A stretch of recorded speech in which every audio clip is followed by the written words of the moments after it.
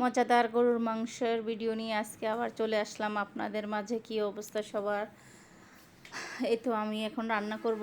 আজকে আমরা গরুর মাংস রান্না করব। তো মাংসগুলো আমি ধুয়ে পানি ছেঁকায় নিচ্ছি। এখানে হলুদ, লবণ, মরিচ, পরিমাণ মতো পেঁয়াজ, কাঁচামরিচ, মশলা, জিরা বাট গুঁড়া, ধনিয়া গুঁড়া, গোলমরিচ সাদা, গোলমরিচ কালো, লং, এলাচ, দারচিনি, শুকনো মরিচ, রসুন, গোটা রসুন, তেজপাতা একসাথে মিক্স করে নিয়েছি।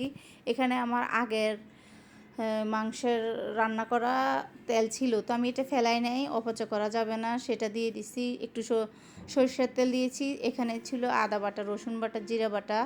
তো আমি এগুলা এক হাতে মোবাইল ধরেছি আর এক হাতে মাংসটা মাখতেছিলাম। তো মোবাইলটা একটু নড়তেছিল, কিছু করার নাই যেহেতু আমাকে ভিডিও বানাতে হয়। তো এক হাতে কাজ করি বেশিরভাগ সময়, আর এক হাতে মোবাইল ধরে রাখি। তো আমি এখানে মাংসটা ভালো করে মেখে ম্যারিনেট করে নিয়েছি। প্রায় অনেকক্ষণ এটাকে রেস্টে রেখেছিলাম যেন মাংসটা ভালো করে হলুদ মরিচ এগুলো মিক্স হয়।